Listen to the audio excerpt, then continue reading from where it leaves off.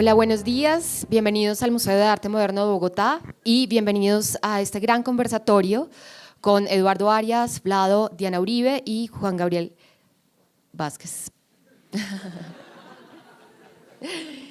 Este conversatorio podemos realizarlo en apoyo del IDARTES, igualmente la exposición de Vlado. Muchas gracias por venir. Voy a dar comienzo a Eduardo la palabra para presentar a nuestros invitados especiales en Opinión y Humor en tiempos del meme y los fake news. Muchas gracias.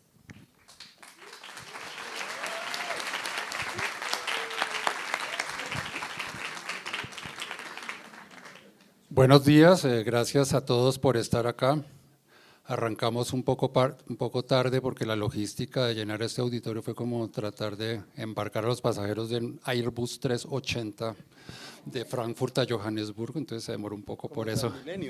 También, más fácil. La estación de la 100 a las 6 de la tarde más o menos. No, de verdad estamos muy contentos y muy halagados de que tantas personas hayan acudido a esta invitación, a esta convocatoria que hace el Museo de Arte Moderno y de Artes. Y muy rápidamente pues tenemos 13 invitados de lujo, que presentarlos a mí me queda como un poco difícil porque seguramente voy a dejar de decir la mitad de las cosas que han hecho. Está Diana Uribe, muy conocida por su labor como divulgadora y pedagoga de la historia.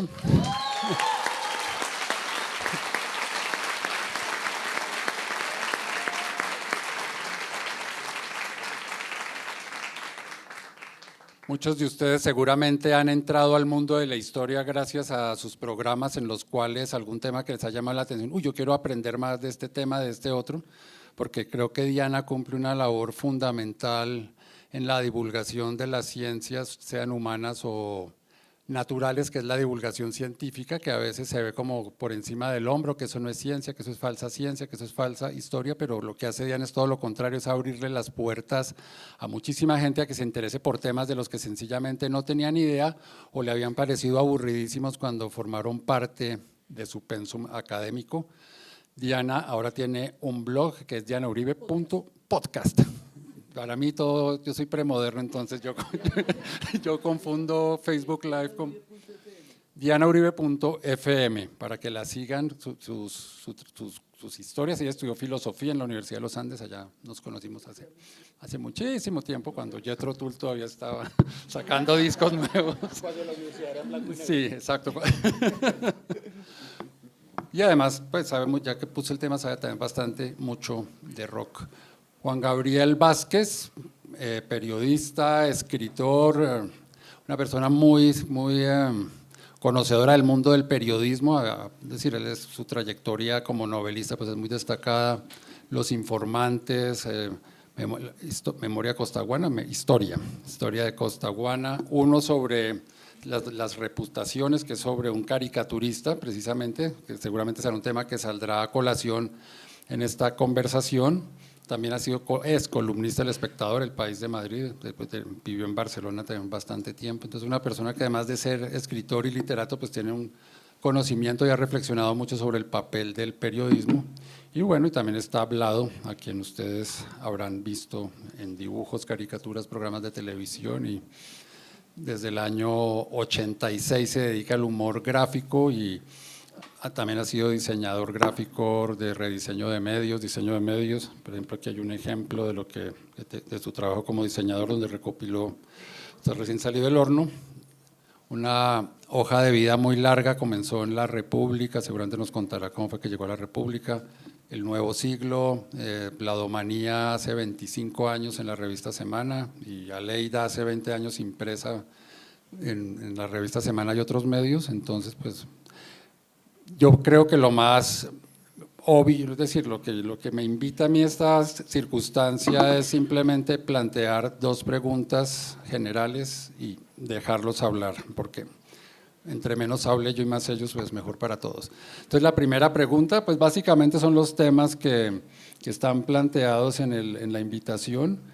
La primera pregunta básica o grande es, bueno, ¿cuál ha sido el papel del humor gráfico en particular en la historia del periodismo, y qué papel juega en el periodismo? Pienso que ese es como un primer tema en el cual ustedes podrían explayarse bastante, periodismo y bueno, y las comunicaciones si quieren.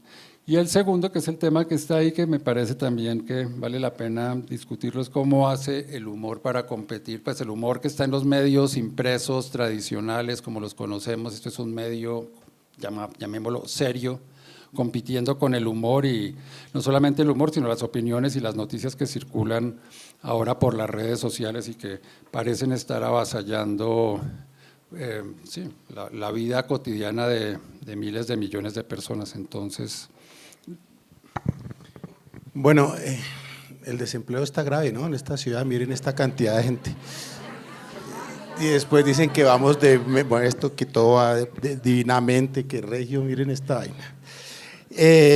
Yo sé que ustedes vinieron por Diana y por Juan Gabriel, y pues yo meto aquí la cucharada aprovechando que ellos llenaron el auditorio, para darle las gracias de verdad por venir, por sacar tiempito, porque así sea a las 11 de la mañana, eso para un sábado suena a madrugada generalmente, porque uno está hasta ahora en pijama o en calzoncillos en la casa trapeando o viendo a ver si hay algún consejo comunal del presidente, esas cosas que nos gustan tanto de plan de sábado, en esos talleres que se llaman Destruyendo País, ¿no?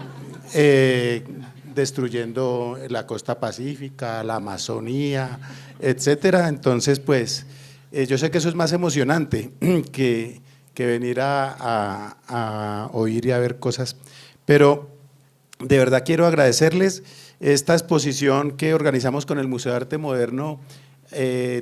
Desde que se habló de su organización, se pensó en hacer este tipo de acercamientos con el público, con la gente, para que, pues para contar un poquito ahí de cosas tras bambalinas del trabajo que uno hace. Yo insisto, persisto y no desisto. Yo así como Duque con Maduro, yo así con el humor, y con el humor no, con las caricaturas y la opinión. Yo insisto de verdad en que los caricaturistas no somos humoristas by default, por defecto, por norma. Yo creo, o desde mi trabajo, yo nunca lo he asumido así, nunca me las doy de humorista. Humorista, por ejemplo, era Jaime Garzón, que usaba la crítica para azuzar, y además le sacaba punta a todo. Aquí está Marisol, su hermana, en representación de Jaime, a quien nos lo quitaron hace ya casi 20 años.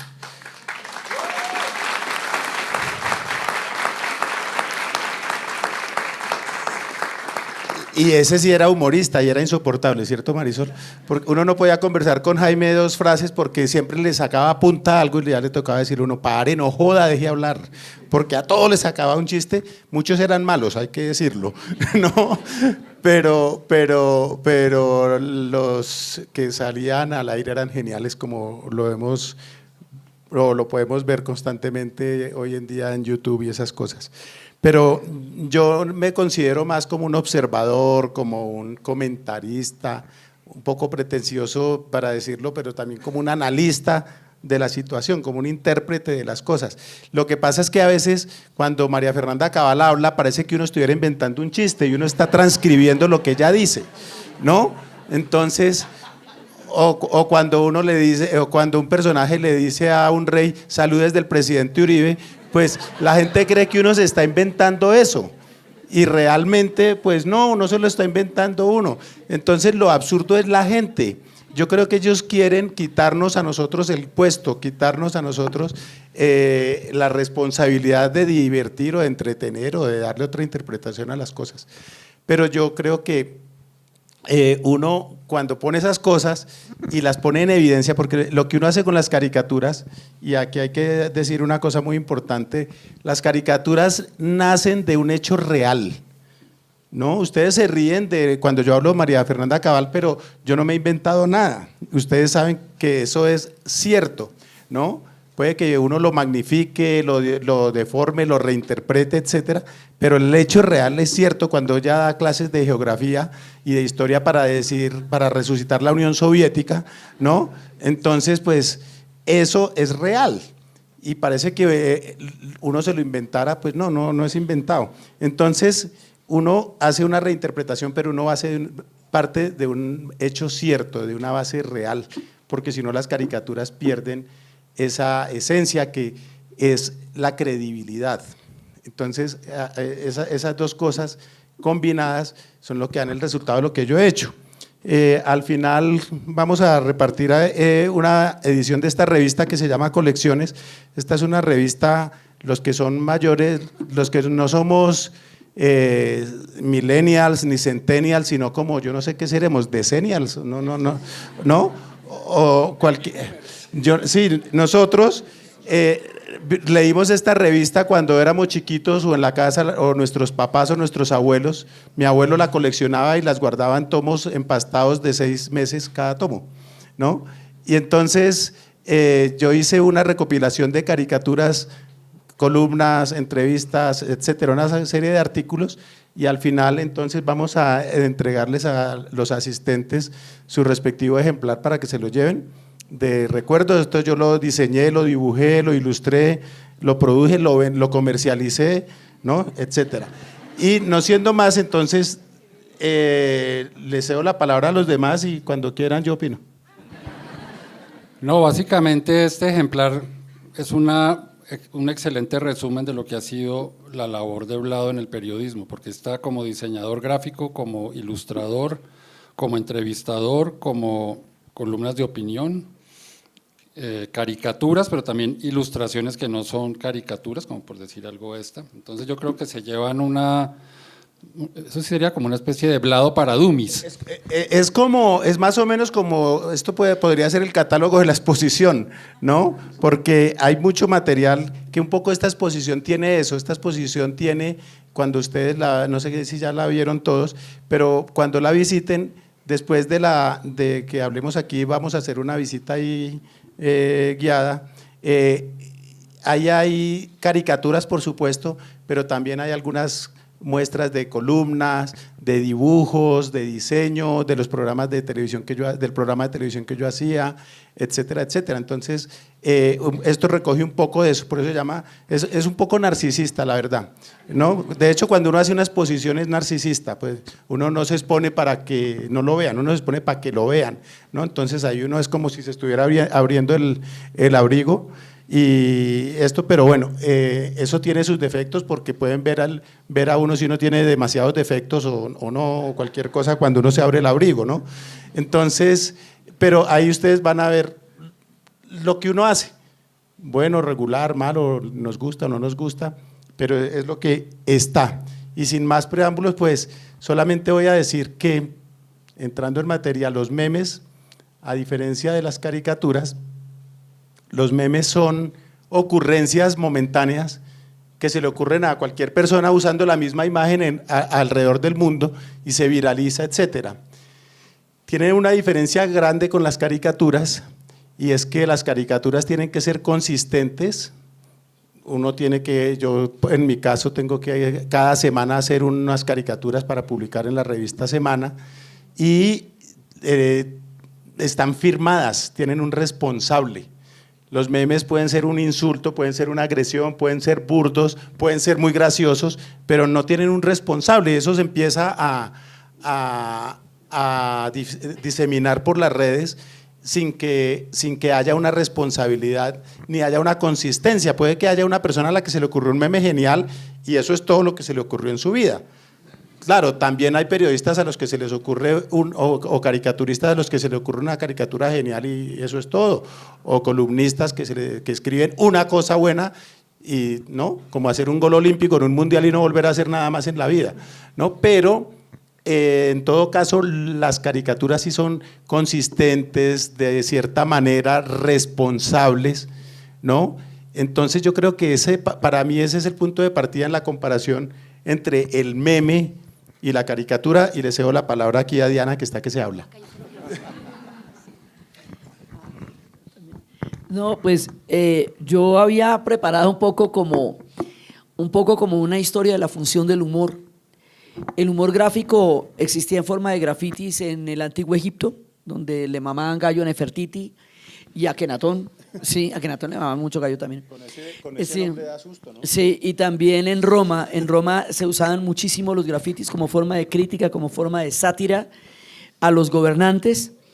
Y siempre que hablamos de humor, para mí es importante mencionar el nombre de La Rosa. El nombre de La Rosa es la novela de Humberto Eco, que después fue llevada al cine, muy bien llevada al cine, valga decirlo, y toda la trama, eso sí toca spoiler, pero ¿qué hacemos? Toda la trama de la película y toda la trama de la novela es para ocultar un libro por el cual están asesinando a todos los de la abadía, a todos los sacerdotes de la abadía. Y resulta que el libro por el cual se producen una serie de asesinatos en la abadía y que va William de Baskerville a preguntar es por el libro de la risa de Aristóteles.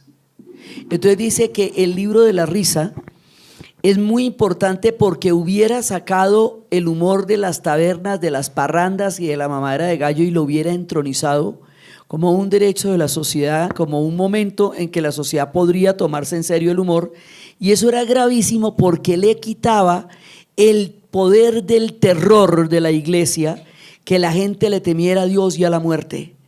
Entonces la gente hay que concentrarla en el temor a Dios y a la muerte, y si usted le mama gallo a eso, aquello de lo cual se ríe usted es aquello que ya no lo asusta. Es en el momento en que usted le puede mamar gallo a algo, el poder que ese miedo o esa dominación tiene se diluye en el humor. Entonces, pero a mí todavía Uribe me asusta. sí, Y yo le mamo gallo, pero todavía me asusta. eso no quiere decir que no tenga poder, quiere decir que se le puede mamar gallo. Y que Sí. asusta.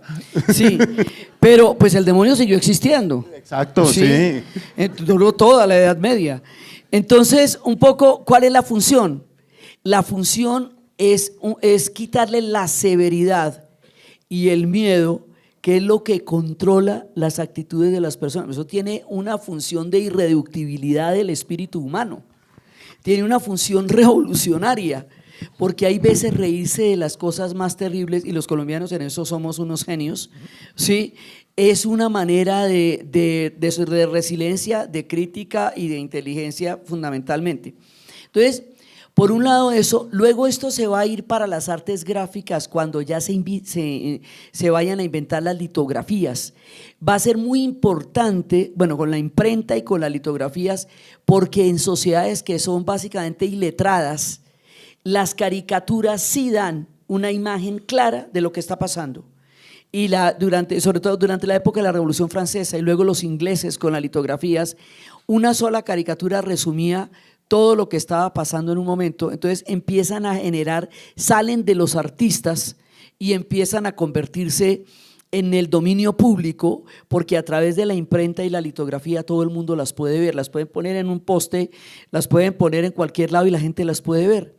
Entonces eso ha cumplido una función a lo largo del tiempo, que es esa función de mantener el espíritu crítico y de mantener el espíritu atento y vigilante, porque finalmente el humor es una manera de estar pilas, divertidísima. Las cosas que no se dicen en humor no se podrían recibir de otra manera o serían terribles. Pero la diferencia entre una caricatura y una distopía, o sea, una distopía de ciencia ficción, termina uno sin respirar de la cantidad de cianuro o dióxido, mientras que si a usted le maman gallo con eso, usted puede tomar la distancia para poder entender el mensaje que le está diciendo. Entonces el humor genera ese mínimo de distancia, de irreverencia, de irreductibilidad del espíritu en cualquiera de sus formas. Lo del cianuro no es un vainazo a ningún fiscal ni No, nada, faltaba ¿cierto? más. No. Okay. Pero ¿cómo se te ocurre? ¿Me viste cara de eso? Entonces resulta que el humor cumple esa función. Por ejemplo, Jonathan Swift, el autor de Los viajes de Gulliver, en la época en que la situación para los campesinos irlandeses en Irlanda era tan horrible, porque los terratenientes ingleses los tenían sometidos al hambre, y como no cedían en ninguna de sus riquezas y los campesinos no tenían ningún tipo de posibilidad de comer, Jonathan Swift, de puro bárbaro, propone en una modesta proposición que entonces le den los niños a los terratenientes para que se los coman, porque no tienen con qué alimentarlos. Eso sonó muy terrible, sonó muy pasado, pero era una manera de decirles qué alternativa nos están dando. Los viajes de Gulliver es una novela caricatura que la gente no entendió en su época, cuando arma una guerra entre los que se comen el huevo tibio por la parte más estrecha y los que se lo comen por la parte más ancha. Y arma una guerra con eso. Los viajes de Gulliver es un tratado político que quedó clasificado en la literatura infantil y en realidad es una caricatura de novela. Entonces, es la manera como también para poder eludir la censura. Entonces, ha cumplido una función muy importante en el despertar del espíritu de la crítica a lo largo del tiempo, y en los periódicos sigue siendo eso. Entonces, porque hay además todo un desarrollo, como nosotros cuando oímos haber hablado, es todo un desarrollo el que se está dando ahí. Y en eso coincido mucho con la diferencia de los memes. Los memes son chispazos, como cuando a una persona le sonó la flauta, hizo un chiste muy bueno la noche anterior y al otro día uno se muere de la risa y como estaba de simpático fulano, mira, o fulana, mira lo que dijo. Entonces, pero eso no estructura a la persona para hacer una crítica de la realidad, sino que le salió bien, o sea, le salió bien el tiro esa noche, chévere. Entonces, pero la caricatura es un oficio. Y es un oficio crítico, y es un oficio analítico, y es un oficio exorcizante, que es lo más chévere que tiene, ¿sí? Porque es por esa capacidad de sentir el alivio de la risa que uno puede entender desde la razón lo que le están diciendo. Entonces tiene que cumplir una función primordial. Y Juan Gabriel, cuéntenos su aproximación a la caricatura en la Me novela. da mucha lástima tener que interrumpir la cátedra que nos estaba dando Diana. Yo estuve No, a ya punto de va a seguir. pasarme ahí para oír Para mejor. tomar nota. Para tomar nota. Pero me da mucho gusto estar aquí. Les agradezco a todos su presencia. Y me da mucho gusto, entre otras cosas, por la relación que tengo con Vlado, que nace de un libro, una novela que publiqué, Las Reputaciones, que es la historia de un caricaturista político, oficio que yo siempre he admirado, pero del cual no sabía absolutamente nada, por lo menos de su cara invisible, de su cara interna, y para eso entonces invité un día a Vlado a almorzar, no lo conocía, para interrogarlo. Hamburguesa. Pero era una buena hamburguesa. Era una gran hamburguesa. Con queso y doble carne y todo, sí. Y en el curso de una hamburguesa el tipo me explicó todo sobre su oficio.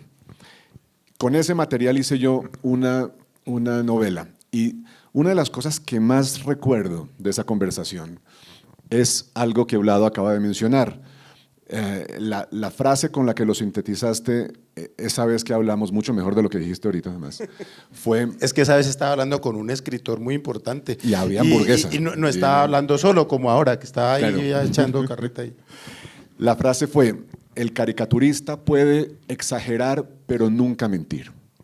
Y eso me parece a mí que es lo que define el arte de la caricatura. Los caricaturistas no inventan nada, no dicen mentiras. Toman un fragmento de la realidad que es real, que se produjo, y lo exageran. La palabra caricatura viene del latín caricare, que quiere decir cargar. Se cargan las facciones de la víctima, se carga lo que la víctima dijo con una especie de distorsión o de exageración, pero nunca se inventa de la nada, nunca se miente. Y de eso viene la autoridad del caricaturista. Y de eso viene también el miedo que les tienen, el miedo que sus víctimas le tienen al caricaturista, en este caso los políticos que se mueren de pavor cuando Vlado va a ocuparse de ellos. Viene de eso, viene de la autoridad que da el hecho de que Vlado no dice mentiras, coge algo que ya estaba ahí y lo exagera.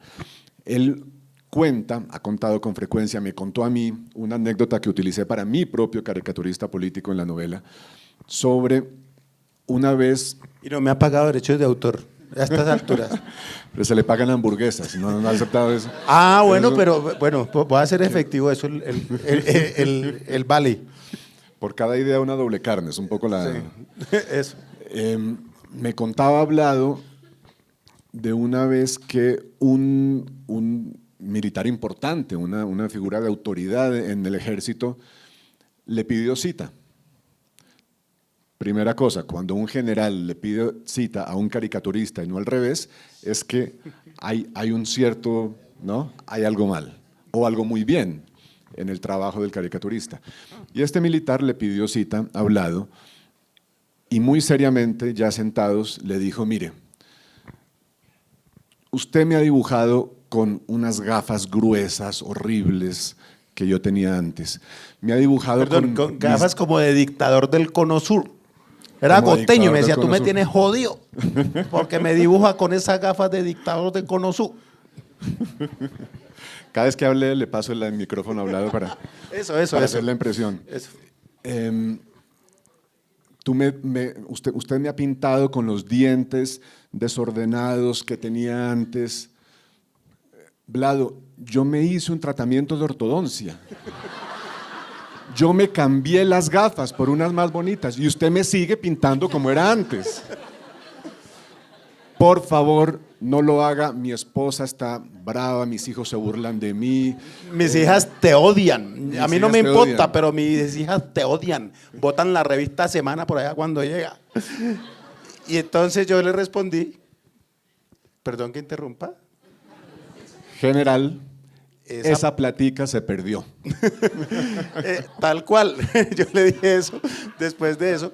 Y hay que reconocer que el general era un tipo muy inteligente, era un tipo talentoso. Estoy hablando del cuerpo y no del alma porque ya no nos acompaña, ya se fue para el otro barrio. Era el general Bonet, ¿no? De hecho, yo no sé si esa anécdota está aquí, pero sí, eso fue real. Y el general Bonet se lo tomaba con mucha, porque él era un tipo cultivado, era un tipo lector, le gustaba la historia, era un tipo, la verdad, era un tipo que hablaba de los griegos y no era la tragedia griega que tenemos ahora últimamente en el Ministerio de Defensa, pero eso es otro tema, ¿no? Pero de verdad, él era un señor muy abierto y muy tranquilo y muy tolerante con las caricaturas y el humor, y de hecho entablamos algún grado de amistad, al punto que cuando él fue después embajador en Atenas, yo fui a visitarlo y también me invitó a hamburguesa. A mí todo esto me ha servido para entender la autoridad profunda que tiene el humor político, sobre todo en sociedades como la nuestra. El poder que tiene Vlado, la idea de que un hombre muy poderoso políticamente en nuestra sociedad le pida audiencia para pedirle que deje de dibujarlo en tales términos, tiene unas implicaciones muy claras a nivel, digamos, por hablar de el poder subversivo del humor, el revulsivo que es el humor. Y eso no se puede separar de la inmensa conquista que es. No siempre se pudo hacer esto. Hace 400 años, a Vlado lo hubieran mandado a la horca o alguna cosa así. Pero esa conquista que es hija de la Ilustración, la gran tradición de la caricatura política, aparte de lo que dijo Diana, que viene, se puede encontrar la historia de la caricatura política en raíces mucho más antiguas, pero la historia moderna de la caricatura política comienza con la Ilustración. Los primeros grandes caricaturistas son gente de finales del 18, los ingleses Hogarth y Gilroy, James Gilroy, que dibujaban a Napoleón y dibujaban a sus reyes y se burlaban de ellos sin que les pasara nada. Esa idea de burlarse de los poderosos sin que a uno le pase nada no ha estado siempre con nosotros, no ha sido siempre permitida y es una gran conquista. Por eso fue que hace unos años, cuando unos fundamentalistas entraron en las oficinas de Charlie Hebdo en París y asesinaron a los caricaturistas y a los columnistas satíricos, a mí me entristeció tanto oír a gente que decía, bueno, pues sí, la libertad de prensa está bien, pero es que se les pasó la mano. O la libertad de prensa, la libertad de expresión está bien, pero no cuando uno se mete con cosas sagradas. Pero la libertad de expresión está bien, pero algo. Salman Rushdie, el escritor que sufrió él también la persecución del fundamentalismo islámico, hablaba de esta gente como las brigadas del pero. Las brigadas del pero son lo más peligroso que puede tener una sociedad libre. Porque la libertad de expresión consiste justamente en eso, en que se puedan decir cosas que nos ofenden, que nos duelen en nuestras convicciones. Pero la libertad de expresión no se puede limitar por ir a ofender a alguien. Porque si lo hacemos, si convenimos que la libertad de expresión se puede limitar para no ofender a alguien, entonces hay que designar a alguien que diga cuándo hay ofensa.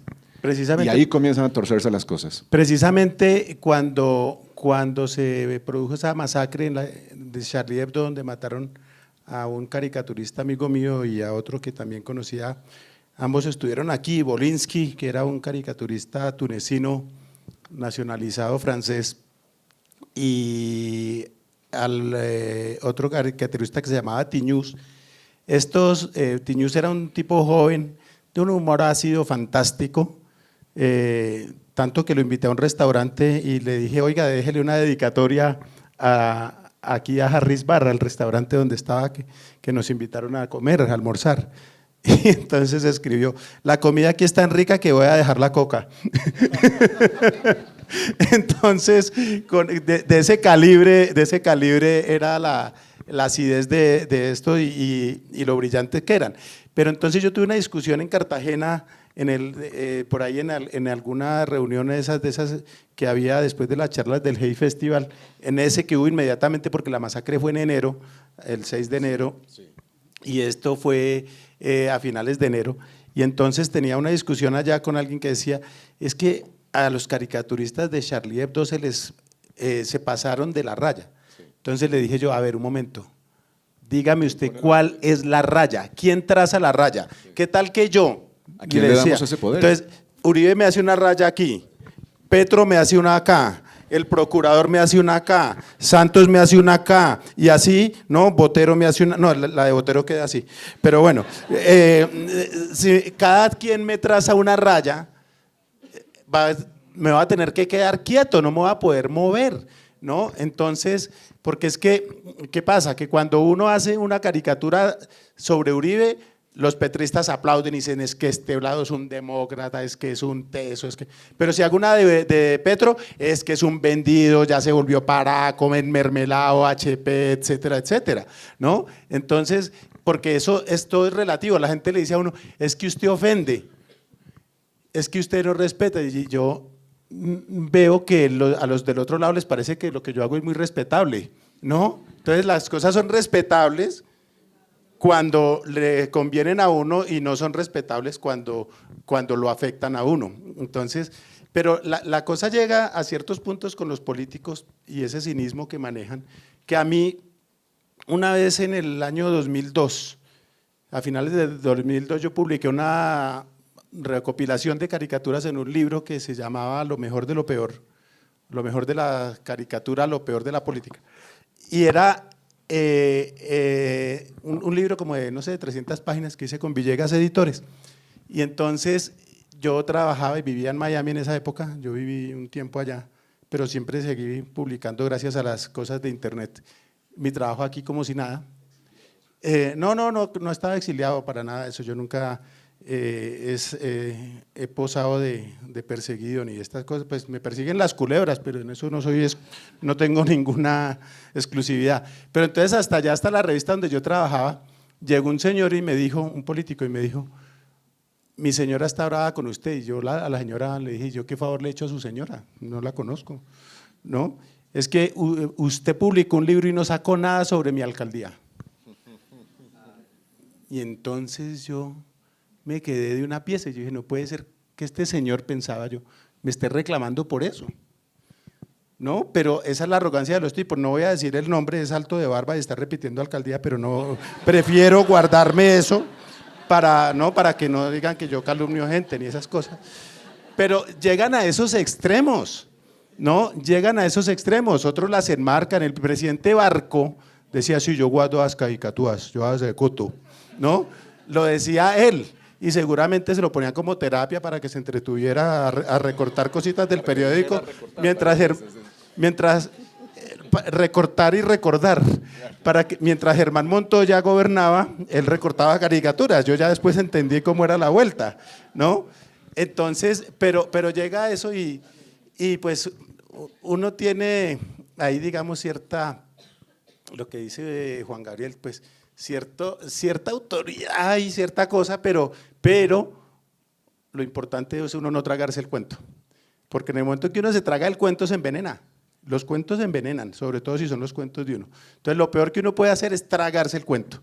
Y entonces creer que uno como le ponen cuidado o lo mencionan o todo eso es peor que la cicuta y peor que las aguas saborizadas de la fiscalía, ¿no? Entonces uno no se debe tragar el cuento. Sí, pero tú tienes que estar consciente de formar parte de una tradición larga en Colombia. La caricatura, cuando… Bueno, no, lo voy a contar de otra manera. La historia colombiana es inseparable de la caricatura. Eso también quería preguntarle a Diana. Y la tradición de Vlado, Vlado es el último eslabón, es el eslabón perdido de una larga tradición que viene del siglo XIX, de una revista que se llamaba El Zancudo, que era una revista satírica muy poderosa que llegaba realmente a moverle la silla a los congresistas y a los aspirantes a la presidencia. Y luego en el siglo XX está la gran figura de Ricardo Rendón. No sé a cuánta gente le suene Ricardo Rendón, que es un tipo que en el año 31, después de haberse convertido en uno de los opinadores políticos más poderosos de Colombia, entró en una tienda de ultramarinos que había en la Séptima, que se llamaba La Gran Vía, dibujó un croquis de la trayectoria de una bala cuando entra en una cabeza, y luego sacó una pistola y se pegó un tiro. Y nadie sabe todavía realmente por qué. Antonio Caballero, en el prólogo de un libro sobre caricaturistas, sugiere que es por la desesperación de que después de 10 años de ser uno de los opinadores más influyentes y de darse cuenta de la influencia de sus caricaturas, se daba cuenta también de que las caricaturas en realidad no hacen nada. O sea, no pasa nada, ¿no? Ese Ricardo Rendón luego se convierte en un Héctor Osuna y luego se convierte en un Vlado, y hay una familia. Las últimas caricaturas de Héctor Osuna yo no he entendido muy bien la deriva en la que anda, pero es un hombre que durante muchos años nos enseñó a entender de cierta forma la realidad política colombiana. ¿Cómo lo ves tú esto? ¿Y cómo lo ve Diana, el papel de la caricatura históricamente en Colombia? Pues yo creo que se dice, uno de los propietarios del Washington Post decía que el periodismo es el primer borrador de la historia. Sí. Y de alguna manera, pues nosotros estamos ahí como ilustrando ese borrador, ¿no? Y es una cosa muy absurda lo que pasa sobre todo pues en nuestro país y en nuestro entorno más inmediato, y es que las caricaturas, yo he hecho ese ejercicio y lo voy a volver a hacer ahora que cumplo 25 años en semana. Yo he hecho el ejercicio en distintos momentos de mi carrera de publicar caricaturas de 10 o de 20 años que parecen hechas esta semana, ¿no? Alguna vez publiqué una que puede salir cualquier día, que era un niñito diciendo: en mi colegio no hay paro, ni pupitres, ni profesores, ni nada, ¿no? Entonces, y eso lo puedo decir hoy, dentro de un año, dentro de 10, dentro de 20, porque eso no se va a arreglar así en un plazo muy próximo. Entonces uno sí acompaña eso, pero lo triste es que esas caricaturas se tengan que seguir haciendo y que siga habiendo vigencia. La gente decía: es que si no fuera por Uribe usted no tendría con qué comer. Y yo les digo: mira, antes de Uribe yo tuve otros 6 presidentes, ¿no? Entonces, a ver, no se las dé tan importante, ¿no? Y después de Uribe va a haber más y todo. Pero el punto es que uno tenga que estar ahí pendiente de estos manes, ¿no? Gracias a cuyos desaciertos son posibles los aciertos nuestros, ¿no? Eso sí hay que agradecerles. Y pues Dianita, que ha estudiado todo esto, además que hay que decir una cosa: el marido de Dianita, que era un tipo fantástico, era súper aficionado no a las caricaturas, pero más a los cómics, era un especialista del tema, ¿no? Sí, era un gran especialista. Hay una colección en el Liceo Ángel Arango en su nombre, por toda la cantidad de cómics. La caricatura en Colombia ha sido el respiro más impresionante en momentos muy difíciles. Estaba Rendón también, bueno, en la época de Rojas Pinilla estaba Chapete, y Rojas Pinilla en un momento dado, con todo lo polémica que es la figura de él, porque hay gente que lo quiere mucho, hizo las últimas obras públicas, el Puente de la 26, el aeropuerto, que hubo, las hizo él. Entonces decía que le iba a quemar las manos a Chapete, que le iba a cortar las manos a Chapete. Eso fue una de las amenazas que hizo. Luego, en la época de Osuna, para explicarles lo que fue el papel de él en un momento dado, cuando estaban torturando a los presos políticos en las caballerizas, en Usaquén, el Osuna ponía a 2 caballos a hablar por teléfono. Aló, aló, se ponían a conversar. Aquello era, mire, uno se moría del susto de ver esa caricatura con lo que estaba pasando cuando la tortura era una política oficial. Y él sacaba esa caricatura en eso. Eduardo y yo vivimos no solamente cercanos, sino juntos esa época. Y era realmente impresionante ver digamos, como él era capaz de retratar La Monja, estos personajes que él creó, y de esa manera nos mostraba de frente lo que estábamos viviendo. Sí, yo pienso, para agregar un poco lo que han dicho, que lo que hace grandes a estos caricaturistas es la independencia. Y la independencia es un tema fundamental porque ahora estamos otra vez en una época en que si yo hago, lo que decía Hablado, ¿no? Si yo tengo que ser un humorista militante para recibir los aplausos de esta secta o de esta otra secta o de esta otra secta. Lo que hizo grande a Ricardo Rendón, lo que hizo grande a Osuna es que ellos, independientemente de que fueran liberales, laureanistas, ¿cómo es usted? Alvarista leninista. Cuando el suceso ocurre, es la caricatura sin importar por quién decir. Voy a hablar un poco de mí. Yo con Carl Troller teníamos la revista, yo he votado varias veces por el Polo Democrático, pero cuando el Polo Democrático daba papaya, ahí estaba la caricatura sobre eso. Y un poco lo que decían de Rendón, de las causas de su muerte, es que cuando él era el gran caricaturista del tiempo, era todavía el final de la hegemonía conservadora.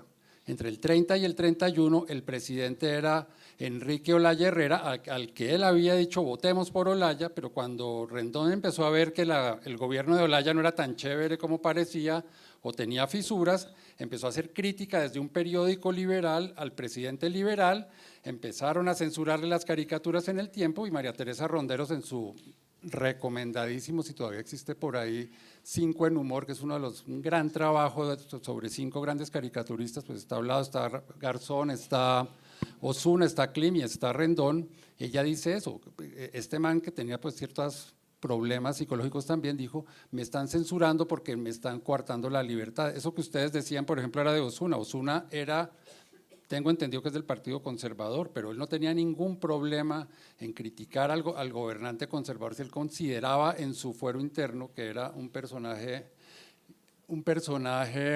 decir, que estaba cometiendo un error. Yo pienso desde mi punto de vista que la libertad de un caricaturista también tiene que ver con su conciencia, y pienso que un caricaturista, no sé, eso se me ocurrió hace algunas semanas que estaba pensando en el tema, un caricaturista que se deja llevar por sus odios, por sus pasiones, por lo que yo llamo no pensar con el cerebro sino con el hígado, es esclavo de unas pasiones que le impiden ser una persona que está mirando la opinión desde donde toca. No sé si estén de acuerdo con esa manera de ver, pero yo creo que la libertad también tiene que ver, yo soy libre de mis fantasmas, de mis rencores, de mis odios, que a veces no es tan fácil de manejar en el periodismo, en la literatura, bueno, en una cantidad de temas.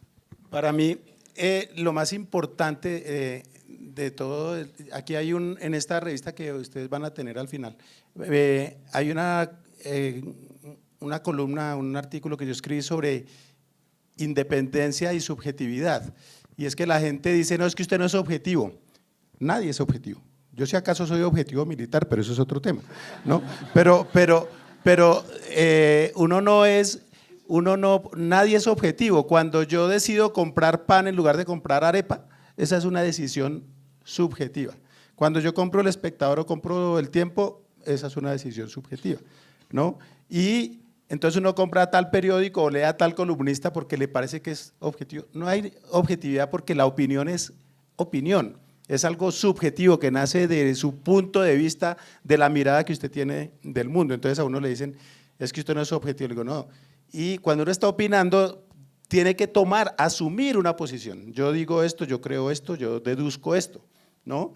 Y otro deduce lo contrario y así subversivamente, pues eso es lo que sucede, ¿no?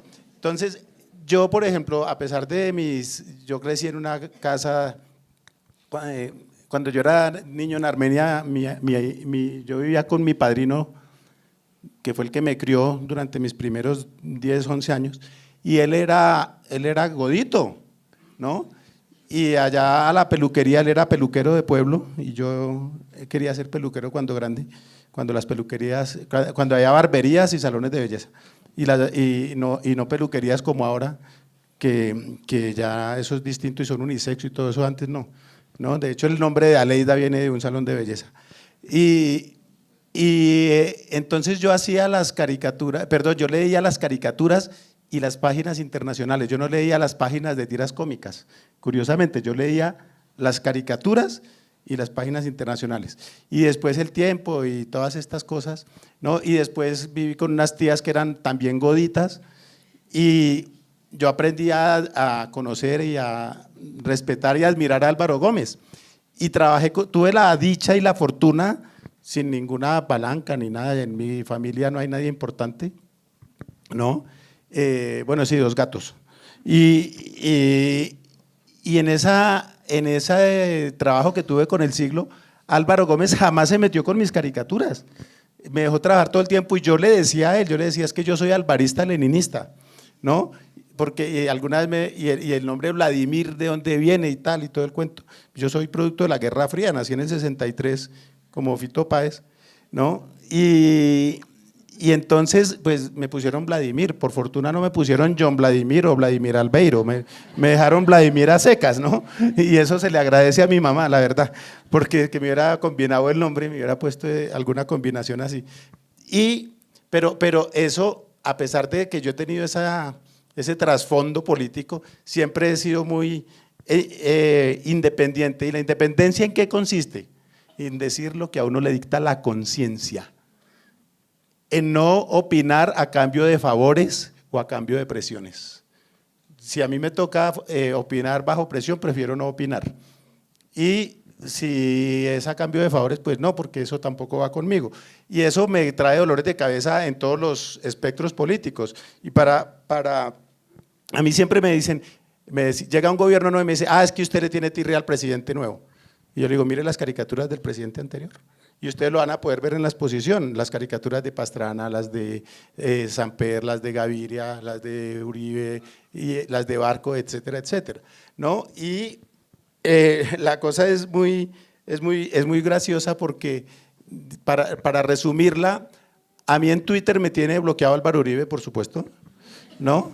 Pero me tiene también bloqueado Rafael Correa, ¿no? Se molestaba porque yo le decía sátrapa. Y me tiene bloqueado, y Uribe se molesta porque yo le digo cínico, y me tiene bloqueado Cristina Fernández de Kirchner, a la que no he tenido el placer de conocer. Maduro no me tiene bloqueado porque él no sabe leer. Yo quería contar, hablando de la caricatura, bueno, gente como Matador, ¿no? O sea, Matador para mí es mi faro y mi guía. Yo me levanto y miro a Matador y eso me dice como el clima cósmico, como el I Ching, ¿sí? ¿Para dónde vamos? Y el lado de mi héroe. Eso se lo he dicho todas las veces, de todas las maneras se lo he dicho. Bueno, es mejor ser héroe que faro. Yes. Sí. Y entonces, bueno, o sea, es impresionante la manera como Matador resuelve todo un dilema ético en un solo dibujo. Y uno ve ahí toda digamos, la emotividad que se está manejando frente a las cosas de una manera clara en las caricaturas de él. Entonces, en este momento hay mucha gente, están toda una cantidad de los cartones de Garzón. A mí me encantan porque eso es como media hora descifrando uno esa vaina. Y cuando uno la descifra, uno dice, es brillante lo que está diciendo ahí, es brillante. ¿sí? Toma tiempo, realmente te pide el esfuerzo de pensar, pero te está diciendo cosas importantes. Es importante la lora, las campañas, las cantaletas, ¿no? Esto de bacteria y todo esto, y estos que dicen, ¿y dónde están los desaparecidos? ¿Y dónde están los desaparecidos? jarape, Y eso es de de jarape, jarape. ¿Y dónde están los desaparecidos? Diga lo que diga la tontica esta, siempre, ahí hay un letrero, ¿y dónde están los desaparecidos? Eso nos recuerda que hay gente desaparecida, ¿sí? Entonces, el caricaturista también está recordando cosas que se olvidan. Esa función de la memoria, la caricatura como memoria es muy importante, y nosotros aquí tenemos gente que nos recuerda todos los días, nos están contando, es otra manera de narrar la historia.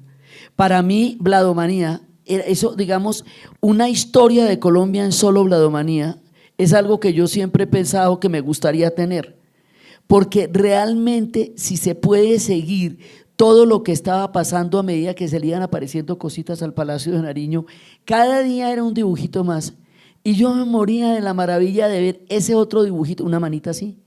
Sí, La mano de Rojas. La mano de Rojas, o sea, detrás de eso hay unas cosas muy pesadas que se dicen en un solo rasgo. Hay una magia en la caricatura de poder concretar en un solo rasgo una barbaridad de un tamaño, ¿sí? Como lo de la mano o la curita en el palacio. Entonces, yo he sido muy fan de las caricaturas.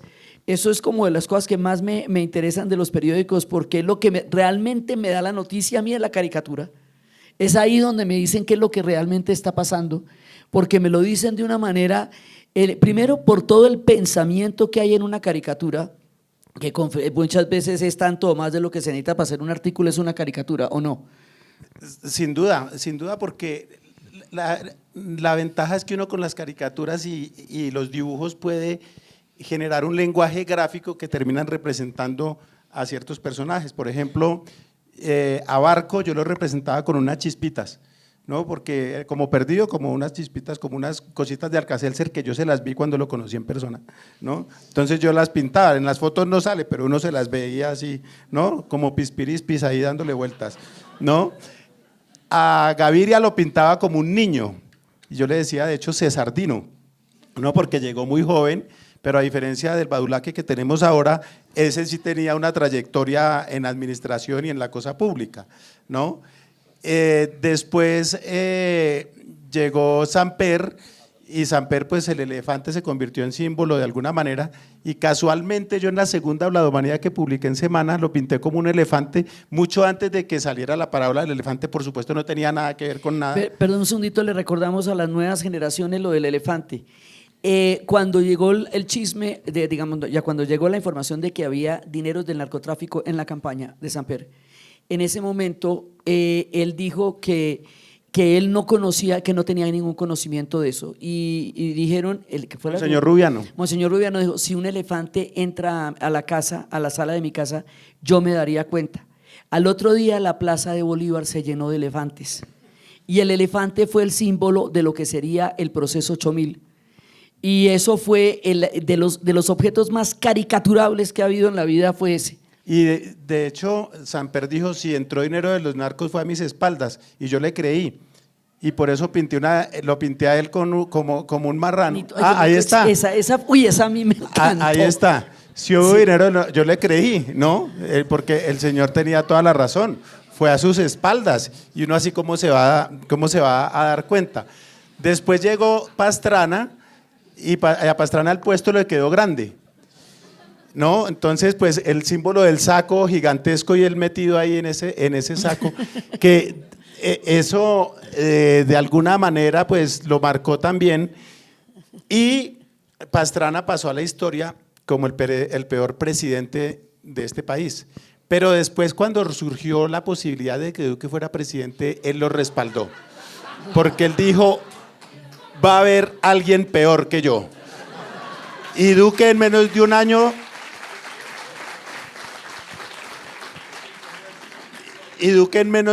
lo está logrando, está superando ese récord, ¿no?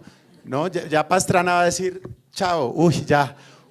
Por eso es que lo apoyó, no porque le tuviera fobia a Santos, ni envidia del Nobel, ni nada de esas cosas que también son ciertas, sino porque dijo, no, este man es más bestia que yo. ¿no? Es que yo por lo menos fui concejal, yo por lo menos fui congresista, ¿no? Y fue presentador de noticias, que eso es importante, ¿no? Sí, lo que le pasa a Bush con Trump. Exactamente. Sí, Bush era el peor presidente que han tenido en la historia, pero ahora Bush está tranquilo porque ya está Trump. Totalmente. Entonces, después llegó este caballero, que esta caricatura es del 2002, cuando Uribe se posesiona y dice: compatriotas, les anuncio que este 7 de agosto termina la pesadilla y comienza el insomnio, ¿no? Y ahí siguió, y era la imagen divina, ¿no? Yo cuando llegó Uribe, yo dije: miércoles, no va a poder hacerle caricaturas porque este man es perfecto, este es hijo de Dios, es enviado del cielo, ¿no? Y pues ahí está lo que hemos visto, ¿no? Lo que hemos visto que no. Y después llegó Santos, ¿no? Que no se pudo librar del San Benito de Uribe, allá a la derecha está ahí cargando, y diciéndole despacito, despacito, ¿no? Y hasta que tuvo que se le cumplió su plazo, y esto pues fue algún pasaje de un marzo negro que tuvo el presidente Santos en el año 2016, ¿no? Marchas de protesta, aplazamiento de la paz, riesgos de apagón, zurra en encuestas, oposición en La Haya, cosa que contrasta con la acogida apoteósica que tuvo en la Feria del Libro este año, porque a los colombianos a veces nos pasa como les pasa a los tipos en las parejas, que se ponen chéveres cuando ya pa' qué, cuando ya la novia se aburrió, se fue con otro, ¿no? Y el público colombiano, la opinión pública, no entendió lo que había hecho Santos hasta que vieron el badulaque que tenemos ahora, pues el muchacho ese de la guitarra y el balón, ¿no? Y entonces llegamos a Duque, que debe andar por ahí. Bueno, aquí está para que no digan: mire, todos tenemos que hacer un sacrificio si queremos una luz estable y duradera. Acuérdense que tuvimos ahí peligro de entrar en apagón, cosa que por fortuna no se presentó. Esta señora es Claudia Ortiz, que sabe más ese bafle de gobernar o de administrar, y la señora la tenían que meter como fuera porque era ficha de Uribe, la tenían que meter como fuera. Entonces ahí está Duque tomándose una selfie con la señora. Tranquila, doctora, que sí, eso en este puesto no sirve, no importa, le buscamos otro hasta que encontró, ¿no? ¿Ah? No, está la directora de la Agencia Nacional de Tierras, nada menos, ¿no? Y bueno, y después entonces, después de Santos llegó Duque, a quien yo he representado como no, en realidad no lo he representado, yo descubrí que había un Lego, un muñequito de Lego que era Duque, y está expuesto acá, ustedes lo van a ver, y me van a decir si no se parece, es igualito a Duque, mejor dicho, es Duque. Yo creo que a Duque le pagan regalías por la venta de ese muñequito en todas partes, ¿no?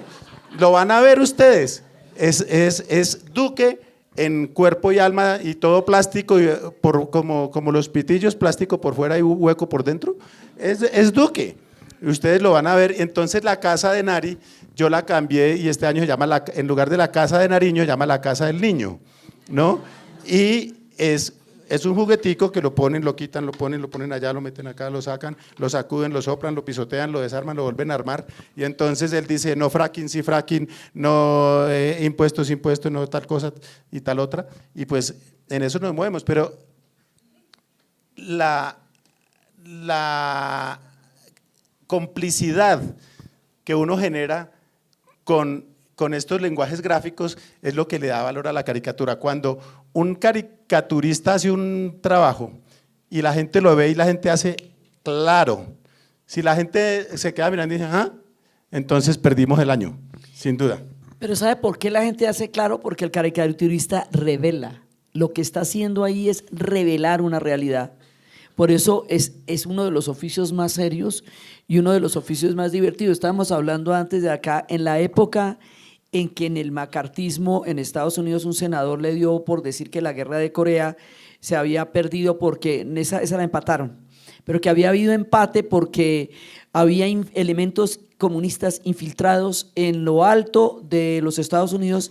Le dio por perseguir a los actores de Hollywood, a los maestros de sociales, fíjese, y le dio por perseguir una caricatura que se llamaba Lorenzo y Pepita, Blondie se llamaba en inglés, porque consideraba que era una burla del modo de vida americano, porque Lorenzo no tenía carro, todo lo que compraba le salía de mala calidad, los vendedores le metían por las ventanas, en la época en que el modo de vida americano se estaba vendiendo como la panacea, cuando estaban diciendo que la única manera de tener realmente lo que necesitaba el ser humano en el mundo era ser gringo.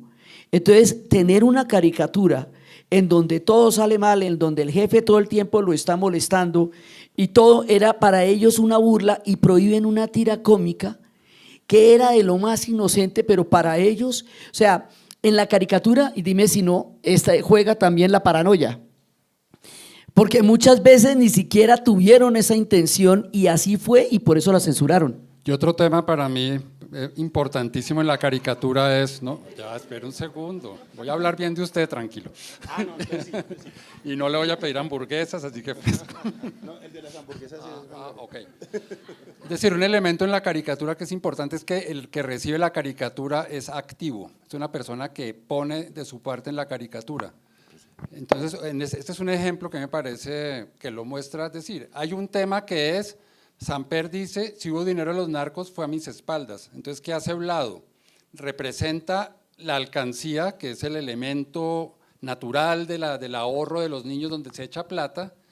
Descubre Blado que la alcancía también es por la espalda del marranito y une dos cosas aparentemente inconexas, que son una frase del presidente en ejercicio Ernesto Samper Pizano y un objeto artesanal de la zona de Ráquira, Boyacá, lo convierte en un solo dibujo. Entonces yo pienso que la caricatura tiene esa capacidad de dos cosas aparentemente nada que ver, resumirlas en un solo dibujo. Entonces yo pienso que muchas de las caricaturas de Blado y muchos caricaturistas juegan con eso y también juegan con la inteligencia o la información o el conocimiento de la persona. Obviamente si mostramos esta caricatura en un foro de humor en, no sé, Sudáfrica, incluso en Perú, Argentina, tocaría explicar el chiste. Oye, ¿por qué el señor tiene un hueco? Es que en Colombia hay un sitio que se llama Ráquira, donde las… Entonces también el caricaturista, pienso yo, depende de la parte activa del que la recibe, de su información, de que sepan de qué le están hablando. Entonces también el caricaturista de alguna manera interpreta una realidad, pero que de alguna manera la persona que lo recibe ya tiene que conocerlo, tiene que saber, Uribito, claro, me van a hacer un chiste de Uribito, hay que saber quién es Uribito, por qué le dicen Uribito, ingreso seguro que esta niña firmó sin mirar unos papeles, etcétera, etcétera, y con toda esa información el caricaturista la resume en una pieza gráfica que termina siendo eso que decían ustedes hace un rato, como una síntesis de lo que está pasando en el país en ese momento. Ahora sí, cero. No, yo quisiera solo para no dejar hablar hablado. Quisiera decir que este repaso que estamos haciendo es imposible hacerlo sin darnos cuenta hasta qué punto la caricatura de los grandes caricaturistas se vuelve también un depósito de memoria. Hay cosas que las caricaturas recuerdan que nuestra historia ha querido olvidar o que hemos olvidado porque las sociedades somos amnésicas, y ahí están las caricaturas para recordarnos lo que pasó.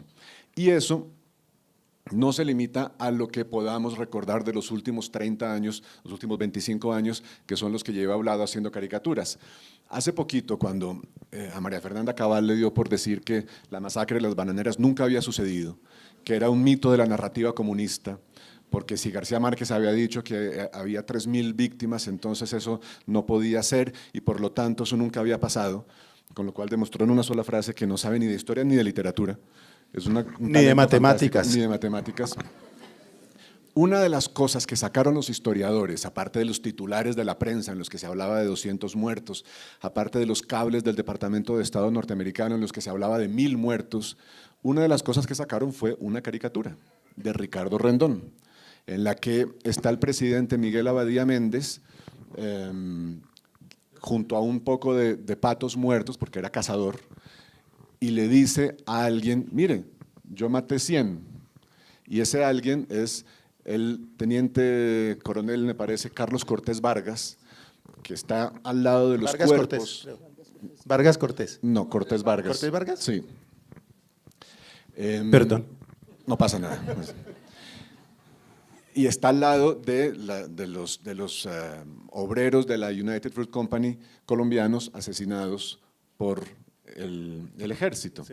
Y Una dice- fila gigantesca, ¿no? Claro, una fila gigantesca. Yo maté 200. Eso no es nada, yo maté 200, es la leyenda. Fue lo que estábamos diciendo, una de dos cosas aparentemente inconexas, que son la afición por la cacería del pato, y creo que esos patos se extinguieron ya en la sabana de Bogotá, de un presidente con una masacre. Dos cosas aparentemente inconexas terminan siendo un testimonio contundente de un momento de la historia, y simplemente porque el genio del dibujante logra unir cosas que aparentemente no tienen nada que ver la una con la otra, y eso yo pienso que cuando recorran la exposición de Blado, muchas veces va a haber eso, ustedes van a encontrar eso, pero también van a tener problema. Si ustedes no tienen la referencia, oiga, este señor, ¿y por qué Blado pintó? Entonces, alguien va a tener que explicarles si ustedes les están hablando de un hecho que no vivieron o no, o pues, sí, sencillamente no lo vivieron. Alguien tendría que decirles, no, lo que pasa es que este señor está aquí porque él había dicho allá, pero es que eso fue porque en ese momento apareció un cassette que había dicho tal cosa. Entonces, ese es el tema de la caricatura, que necesita que la persona sepa, o que se haga una antología crítica con las explicaciones, como ha sucedido con los libros de Osuna, los libros de Ricardo Rendón. A uno le tienen que explicar, es decir, yo cuando vi por primera vez esa caricatura de la que hablaba Juan Gabriel, a mí alguien me tuvo que explicar que Miguel Abadía Méndez le gustaba la cacería de patos, si no, para mí sería un chiste que no tenía lógica, pues no lo habría entendido. Indudablemente se requiere que la gente tenga una información cuando va a ver las caricaturas, que tenga un contexto para que pueda comprender bien el mensaje que uno está mandando o la alusión que uno está haciendo. Y esto de las matemáticas en los uribistas no es nada nuevo, ellos son bestias para eso, ¿no? De hecho, la última vez que yo hablé con Álvaro Uribe fue hace 13 años, en el 2006, un día que me invitó a Darío Arizmendi a la mesa de Caracol de 6 AM y entrevistamos a Uribe. Y yo le hice una pregunta de matemáticas, no era de política, sino de matemáticas. Yo le dije, ¿cómo es posible que su ministro del Interior ha dicho que recibieron de Pastrana 15.000 paramilitares? Su asesor de paz dice que recibieron 15.000 paramilitares. Y usted nos dice que están desmovilizando 30.000. Entonces, cuénteme, ¿creció el fenómeno paramilitar en su gobierno? ¿O nos están diciendo que una cifra que no corresponde? ¿Cuál fue la respuesta de Uribe? Emberracarse. Que eso es el padre todo tiene la respuesta mágica, él es emberracarse y no y tal, y después al ratico llamó el comisionado de paz a tratar de corregir y todo, pero eran cifras oficiales y ellos para ellos eso no existe. Y es que ellos, más allá de esto, y ya volviendo a la caricatura, en general tienen estos dirigentes que son así tan dogmáticos y tan radicales, tienen una aprehensión hacia el humor, a lo que ellos consideran liviano o incluso a lo banal, ¿no? Entonces no se ríen. ¿Quién se ríe menos? Para que ustedes piensen ahí un segundito. Piensen quién se ríe menos, Petro o Uribe. Cuesta uno acordar cuál fue la última vez que se rió Petro o cuál fue la última vez que se rió Uribe. Están por allá en esos extremos donde además lo contrario del humor no es lo serio, lo contrario del humor es lo solemne. Y ellos se toman solemnemente la palabra de ellos es como si fuera palabra de Dios, ¿no?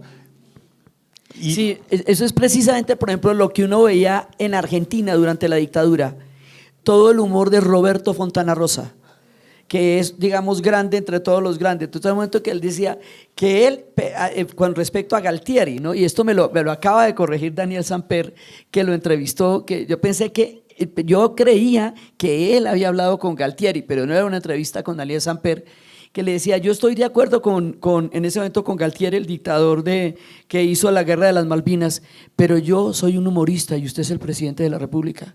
Y ahí hay una diferencia muy grande. En Argentina se dieron la garra con todo, que supiste que China entró al socialismo, al capitalismo, decían, bueno, es que uno puede entrar como China y salir como Argentina, decían ellos, y empiezan con todo, y el humor de Quino, que ese traspasa todas las fronteras porque es universal en un sentido muy grande. ¿Y qué es lo que ellos hacen? quitarle la solemnidad al régimen. Sí, y toda la angustia de la clase media que una caricatura como Mafalda llegó a tener, esa precariedad latente de la clase media, fue una manera maravillosa de mostrarlo. Y es que una de las cosas que más enaltece la inteligencia de las personas es la capacidad de autocrítica y la capacidad de burlarse de sí mismos. A Fontana Rosa, que hay una entrevista aquí con él, le pregunto ¿por qué dibuja? Y él dice, porque yo quiero cambiar las cosas. Primero quiero cambiar el carro. ¿No?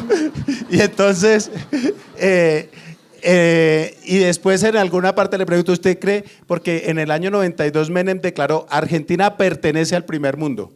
Porque uno llegaba a Argentina y una Coca-Cola costaba $10 y eso era pertenecer no, es que esto es caro porque es que esto es el primer mundo. Y entonces yo le pregunté a Fontana Rosa unos años después cuando le hice esa entrevista, oiga, ¿Argentina alguna vez ha estado en el primer mundo? ¿Usted cree que eso es cierto? Y entonces él dice, sí, cuando pertenecíamos a España.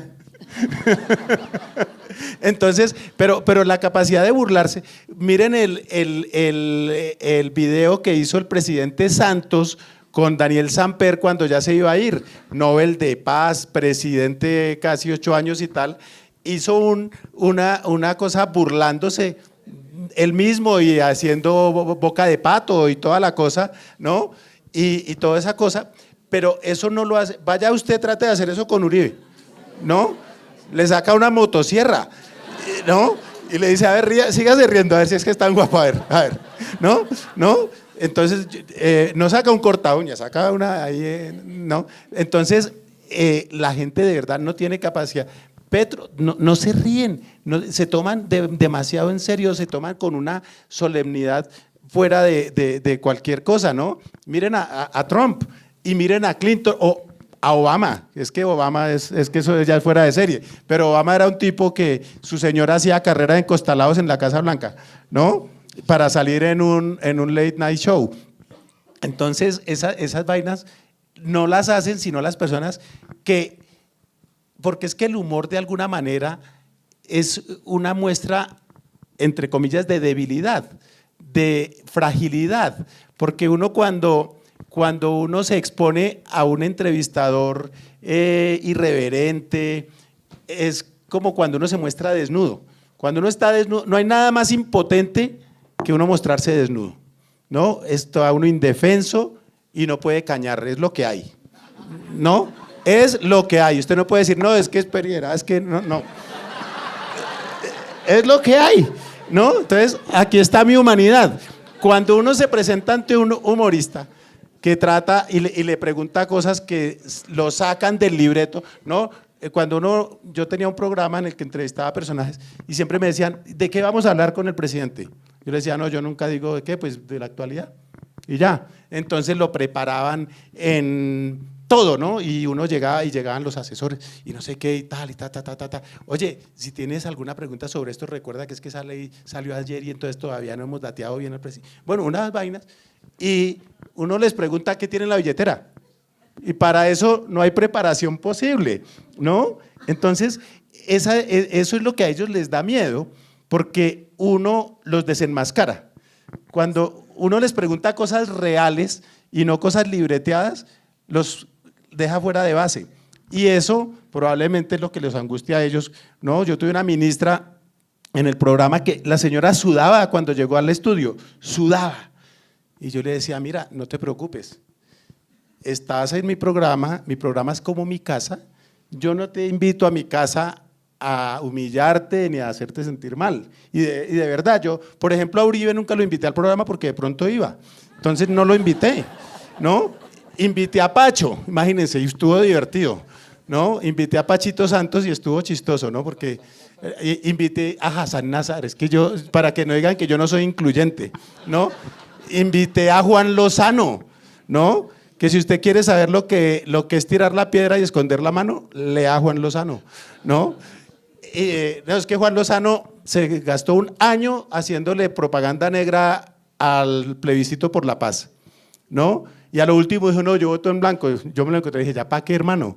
Después de que usted lo bautizó plebissantos, etcétera, etcétera, y después de que ganó el no y después de que los estudiantes se reunieron entonces invitó a los estudiantes al programa ahí como para lavar su conciencia. Pero bueno, entonces, yo los invitaba a distintas, invité a Petro, invité a Marta Lucía Ramírez. Y sí, ella me entrevistó. ¿No? Bueno, claro, al presidente Santos también lo entrevisté y en algún momento yo, cuando hay periodistas, yo los ponía a que ellos me entrevistaran a mí y esas cosas. Pero bueno, yo creo que ya tenemos que ir cerrando. Sí, pero y antes… Una caricatura que es humor, digamos, pero era… tenía una cosa Jaime Garzón entre toda su genialidad, y yo tuve la dicha de poder trabajar con él 4 años en Radionet. Había una cosa maravillosa en el Edificio Colombia. El Edificio Colombia era la representación de toda la decadencia y de toda la miseria que estaba pasando con nosotros a nivel político. Y había una cosa que me pareció muy brillante. Para las nuevas generaciones se llaman todavía a los carteles de la droga, se conoce con el nombre de cartel. ¿Sí? Aquellos que estaban en esa época, el cartel de Cali, el cartel de Medellín, porque estábamos en las épocas todavía de las guerras del narcotráfico. Él entraba al Edificio Colombia y decía, esto está lleno de carteles, y los carteles eran letreritos que decía, se vende, se arrienda, y era una metáfora, y era lleno de cartelitos todo el edificio. Eso es una caricatura gráfica sobre una verbalidad. Y yo lo miraba y yo decía, es absolutamente brillante, y el Edificio Colombia, en un momento como Vladomanía, llegaron a ser 2 símiles de lo que estaba pasando entre nosotros. Y era de una manera absolutamente brillante. Todos los días pasaba una cosa distinta en el Edificio Colombia y todos los días pasaba una cosa distinta en Vladomanía. Pues uno, con ese lenguaje gráfico, gracias a eso, el presidente Maduro me ha hecho unos reconocimientos muy importantes. Hace 4 años publiqué yo una caricatura que era una reinterpretación del escudo de Venezuela a la luz de la situación actual, con el caballo todo renco, flacuchento, muerto de hambre, los cuernos de la abundancia desocupados, etcétera, etcétera, las hojas de laureles marchitas, lleno de remiendos, tal. Y Maduro, 2 semanas después de que salió la caricatura, entiendan que tuvo que hacer Consejo de Ministros para que se la explicaran, entonces salió 2 veces, no una, sino 2 veces por televisión, por cadena nacional de televisión en Venezuela, a insultarme y a decirme que era que yo odiaba a Venezuela, que era que yo odiaba a Bolívar, que es que yo hacía parte del eje Madrid-Miami-Bogotá para tumbarlo, etcétera, etcétera, etcétera. Y a raíz de lo cual empezaron a llegarme insultos, amenazas, etcétera. Fue un momento no tan divertido, pero era por esa gráfica, y él cogió y salió, cometió la burrada, iba a decir yo la burralidad, es que se le prende a uno cuando uno, a un señor que habla de penes y panes, y esas cosas. Entonces este tipo me dedicó varios segundos y segundas a explicar una caricatura, ¿no? A rectificar una caricatura. Álvaro Gómez lo decía muy bien, una caricatura no se puede rectificar, ¿no? Y mucho menos se contesta, pero entonces él salió a rectificar y decía, ay, el caballo no sé qué, el caballo no está así, el caballo es vigoroso, tal cosa, bueno, toda una cantidad de cosas, pero las caricaturas no se pueden rectificar, al punto que yo soy de la idea, no, pues no soy de la idea, le hice la sugerencia al periódico El Universo de Guayaquil, cuando el presidente Correa los demandó por unas caricaturas que publicaba mi amigo Bonil en El Universo de Guayaquil, periódico donde yo trabajé hace 20 años. Entonces yo les decía, ellos mandaban una rectificación, una retahíla, yo les decía, ustedes han debido coger la carta y publicarla, porque la ley dice, el derecho de réplica garantiza que la información sea publicada en el mismo espacio donde fue publicada la ofensa, por decirlo así. Entonces yo dije, ustedes han debido coger la carta de 2 cuartillas y meterla en el espacio de la caricatura con la letra hasta que cupiera, si quedaba de 5 puntos, que quedara así de grande, pero estaban cumpliendo la norma, ¿no? Y eso hubiera sido una manera muy interesante de responderles, ¿no? De responder a los reclamos que ellos hacían. Pero bueno, yo antes de que, no sé en qué momento tengamos que cortar, quiero agradecerle a Juan Gabriel por haber madrugado. Bueno, y por la hamburguesa de hace como 6 años, que además tuvimos después la ocasión de presentarla en Bruselas y pensé que en Bruselas me iba a invitar a hamburguesa y no, allá no, pero estuvimos rumbeando con Fonseca, que eso no estuvo mal. No, de verdad a Juan Gabriel por su deferencia de acompañarnos acá, a Dianita, que yo le digo Dianita así porque uno les dice así a los amigos y a las amigas y a los amigues. Y a Eduardo, que Eduardo es el curador de la exposición, fue el que tuvo la tarea no sencilla de escoger el material de la exposición y seleccionar no solo el material, sino en qué parte iba, y, ¿no? Junto con la gente de acá del museo, con Lida, con Juliana, con Angélica, Laura, bueno, en fin, una cantidad de personas que hicieron posible esa exposición que está en el primer piso y que espero que ustedes disfruten. No sé si nos queda algo más, si tú quieras agregar algo. Pues, y si hay preguntas del público, pues con mucho gusto las absolvemos. Así es que, por favor, preguntan de a uno y no vayan a hacer trampa como Macías.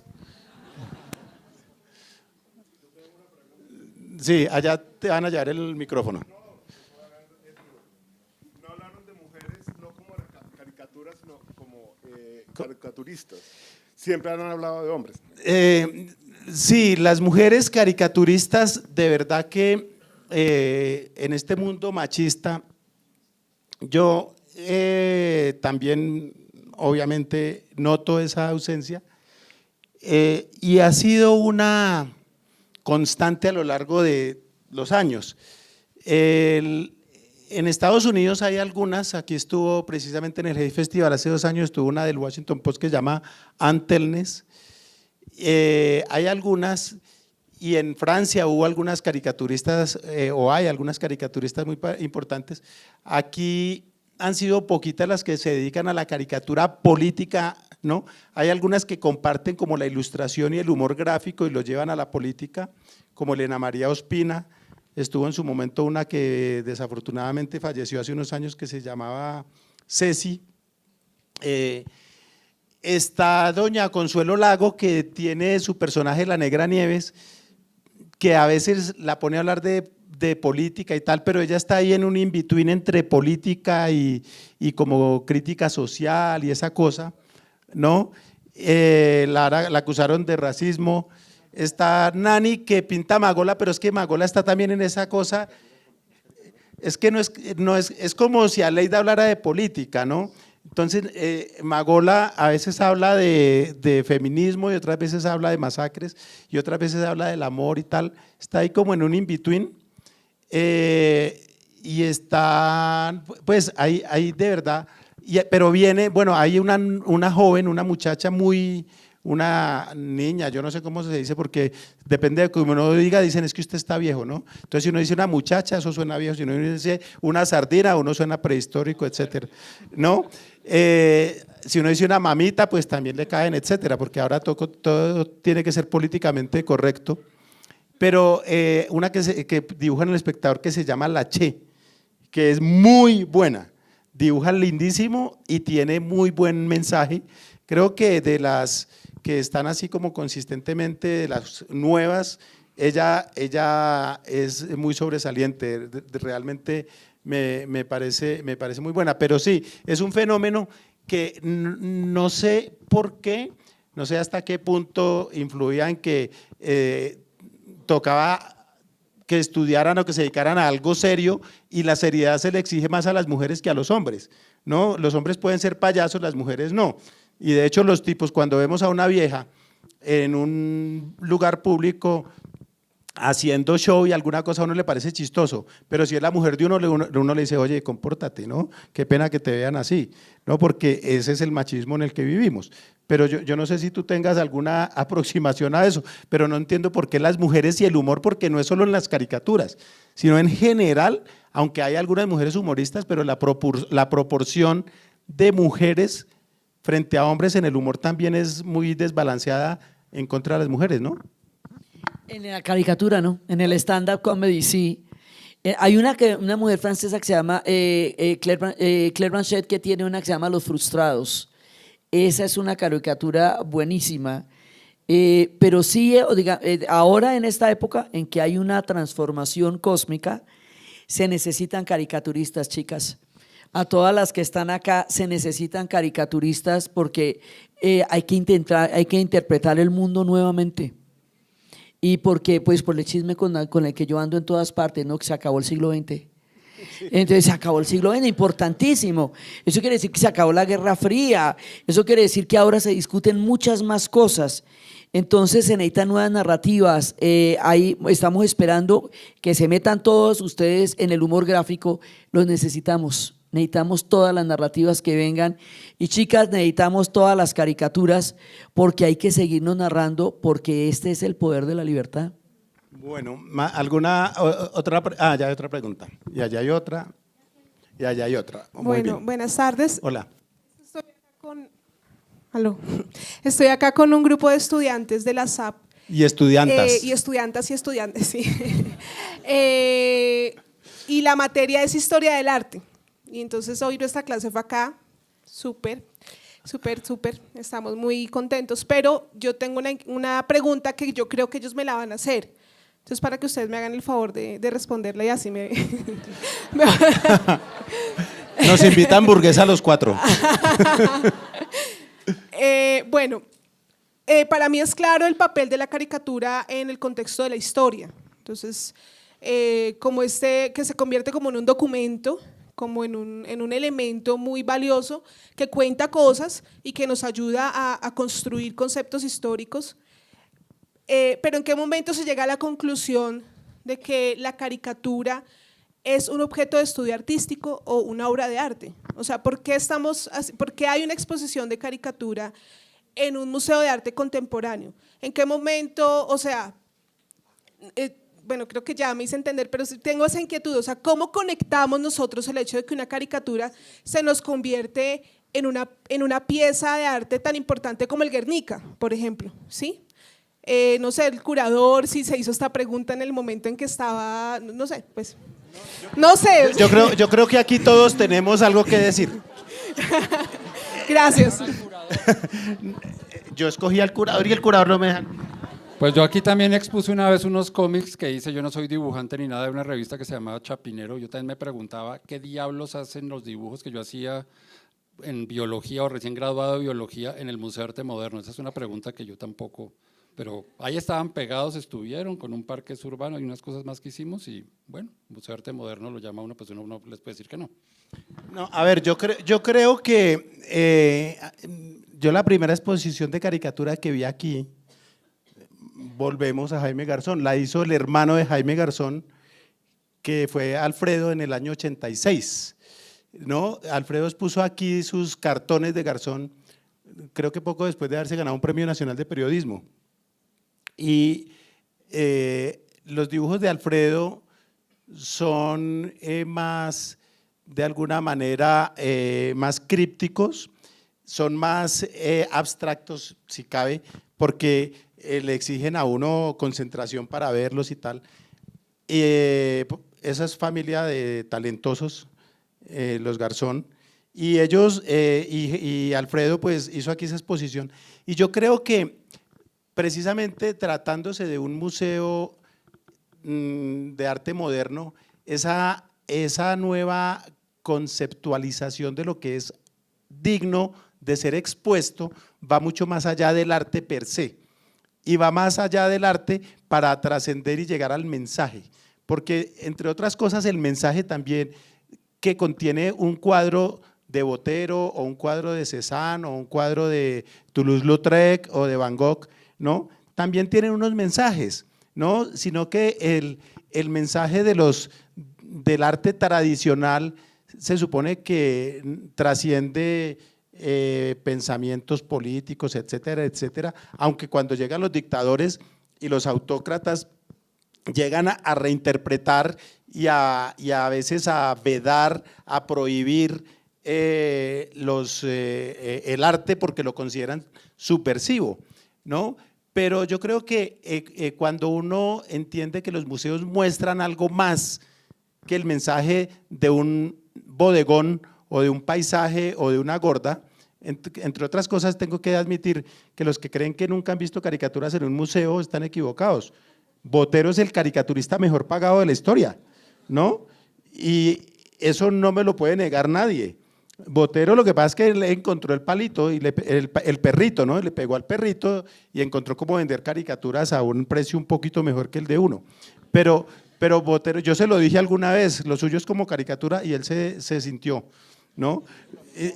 Me dijo, no señor, esto es arte, como si las caricaturas fueran maíz o vidrio, no tengo. Goya fue un gran caricaturista, ¿no? Y hay otro montón de personajes, Omar Rayo, para hablar aquí. Pero bueno, el tema es que yo creo que la obra de arte es una cosa que tiene un mensaje y tiene un valor estético. Y yo creo que donde coinciden la caricatura y una obra de arte para que las haga dignas de ser expuesta, es ese valor estético que puede llegar a tener una caricatura y que la gente ve una representación ya no solo de un objeto, sino de una situación, y yo creo que ahí llega esa aproximación. Espero que eso resuelva un poco, resuelva en parte esa inquietud de los estudiantes y las estudiantas.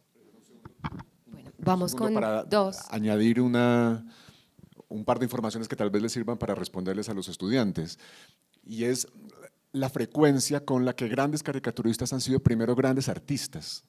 Héctor Osuna lo era. Héctor Osuna era o es un pintor al óleo fantástico, retratista fantástico. Sus retratos en pocos trazos salen incorporados a las columnas que él escribe como Lorenzo Madrigal los lunes en El Espectador. Y en alguna época de su vida le dio por meter pequeñas obras de arte en las caricaturas. En una caricatura en el salón presidencial de algún presidente había al fondo una catedral de Chartres que él dibujaba en pequeñito. Ricardo Rendón también era un gran artista. Los carboncillos de Ricardo Rendón, los óleos de Ricardo Rendón se conocen y entronca con otra disciplina. No sé si estamos hablando ya de historia del arte, pero definitivamente de historia del diseño, cuando recordamos que Ricardo Rendón es el autor del dibujo de los cigarrillos piel roja. Ese dibujo que para los colombianos es icónico, es autoría de Ricardo Rendón. De manera que ahí también entronca en otra faceta de la historia del arte. Vamos con las últimas dos preguntas. Gracias. Hola.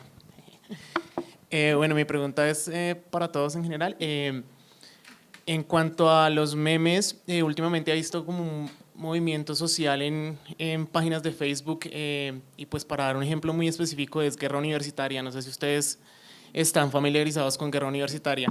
Holman Morris está muy familiarizado. Seguramente sí. Entonces, a lo que traigo es que usted hablaba de la caricatura y que había una responsabilidad detrás de la caricatura, pero también en cuanto a los memes hay una responsabilidad implícita de un grupo de estudiantes que se esconden en el anonimato porque si algo he leído en Diana Uribe y que me parece buenísimo en su último libro es los derechos humanos son una guía, pero usted busca en Google en Colombia los derechos humanos y sale, bueno, los derechos humanos, los defensores asesinados, es principalmente el primer resultado.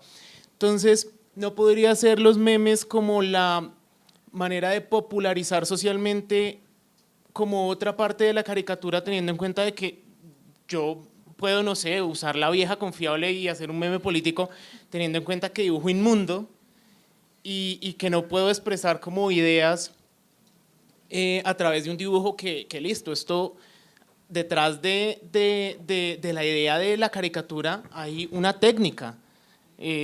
yo estudié, por ejemplo, comercio internacional. Mis dibujos son una bolita, un palito, ojitos, una carita feliz y ya, para de contar. Entonces ahí no podría haber como, y bueno, además también hay como una responsabilidad social de un colectivo de personas, ¿no? Entonces ya es eso.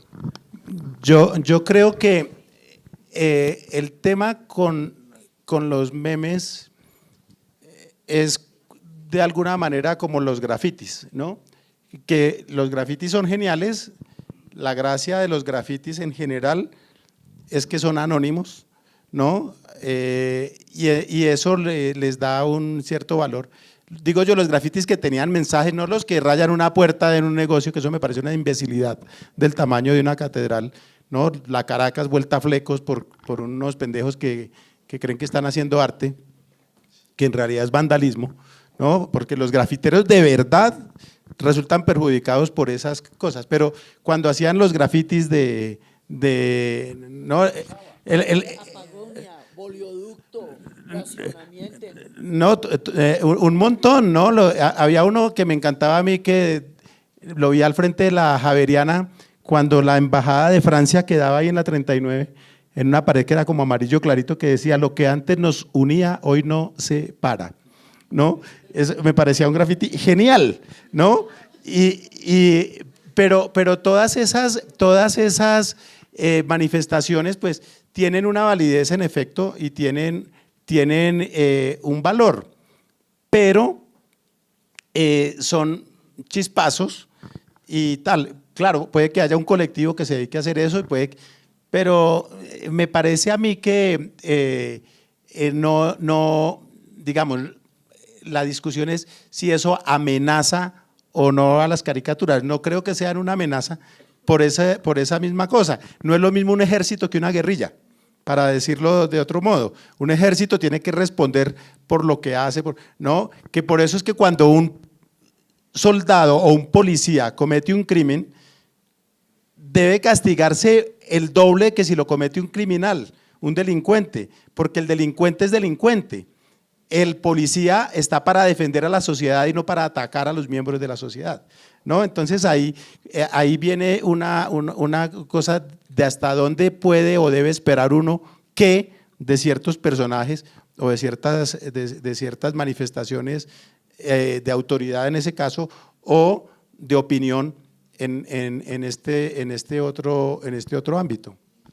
No se descarta un movimiento de memes que revolucione el mundo, porque es tan nuevo lo que estamos viviendo que todavía no sabemos qué rumbo va a tomar. Apenas nos estamos empezando a adaptar a un mundo casi completamente virtual. Lo que puede surgir de los memes, el nivel de conciencia que en un momento llegue a generar en este tiempo planetario, no lo sabemos todavía, apenas estamos viviendo el fenómeno. Hay que dejar abierta la posibilidad, porque de todas maneras el espíritu humano toma diferente, y la irreductibilidad del espíritu humano toma diferentes formas. Alguien decía que el espíritu de la libertad es como un fantasma ruidoso, que si se le exorciza de la cocina puede irse para la sala o puede empezar a hacer ruido en el baño. Estamos hablando de espíritus que toman diferentes formas. No sabemos, eso puede suceder. Y lo de que íbamos a hablar de la fake news era una fake news.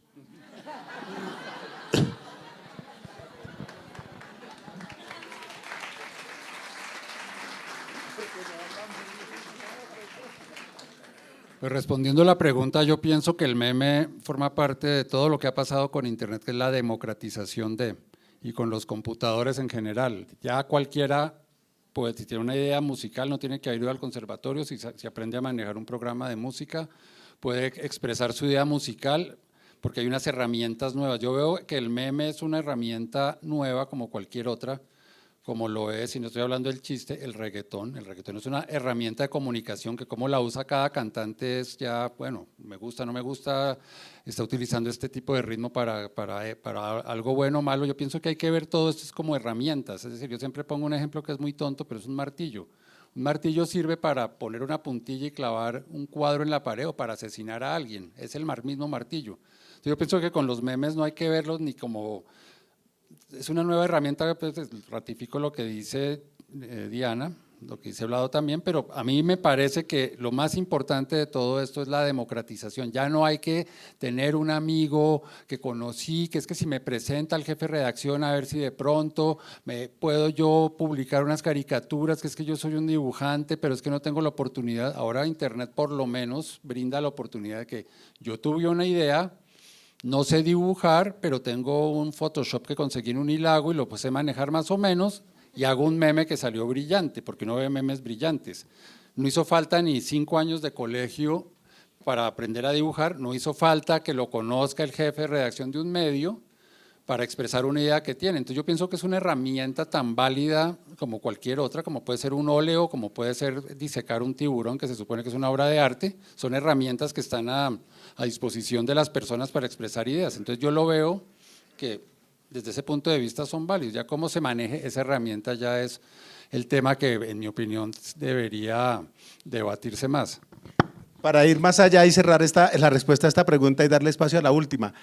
Hoy en día al jefe de redacción también lo contacta por internet, ¿no? La otra pregunta era por allá. Pues no era una pregunta, sino una consideración para una segunda parte del programa, pero ya contestaron lo de los memes y lo de los fake news, Bueno, que ya también nos dijo. entonces aprovechemos allá al final que hay alguien más que quiere preguntar allá. Sí, sí. Buenos días. Yo tenía una pregunta con base en uno de los comentarios que surgieron en la charla, y es que la caricatura en cierto modo trabaja y parece que la sociedad no se inmuta. Entonces la pregunta es ¿hacia dónde va o cuál es el motor o la inspiración o de dónde sacan ustedes como las ganas de seguir ilustrando? Yo soy ilustrador y pues para mí es importante. Adiós.